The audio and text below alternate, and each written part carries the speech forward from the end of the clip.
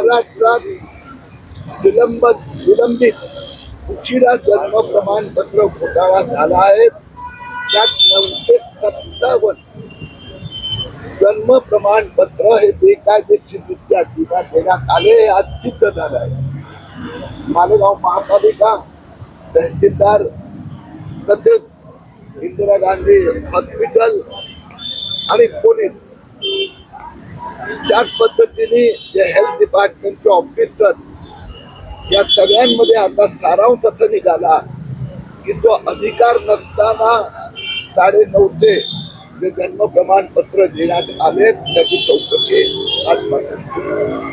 भिवंडी महानगरपालिकेच्या माध्यमातून हे 950 जन्म प्रमाणपत्र या 2 ठिकाणाहून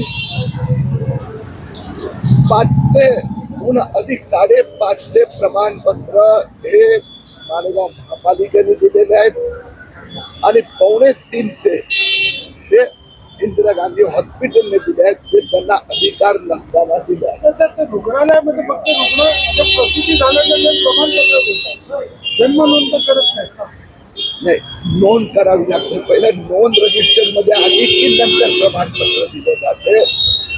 तर 1 वर्ष वयापर्यंत त्यांना अधिकार आहे, फक्त 21 दिवसाचा, पण यात 1 वर्षापेक्षा अधिकांना दिले गेले।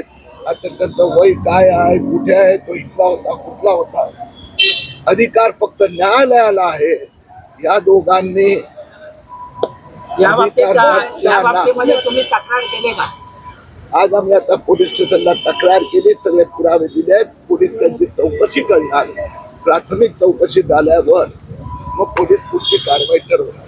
सर, बांगलादेशी भिवंडी शहरात बऱ्याच प्रमाणात पकडले जातात, आपण नेहमीच बांगलादेशीच्या कागदपत्रांची तपासणी करत आलात, परंतु भिवंडी शहरात सुद्धा असे असंख्य बांगलादेशी पकडले जातात, अजूनही मोठ्या प्रमाणात राहत असतील, नक्की त्यांच्यावरती कारवाई भिवंडी शहरात होणार? जसे जसे माहिती आपल्याला मिळाली आणि आपण पोलिसांना दिली, तर मी आज दिली, तर ते बांगलादेशी आहे की नाही ते कायदेशीर आहे, तर तशाच पद्धतीने चौकशी करून निर्णय होणार।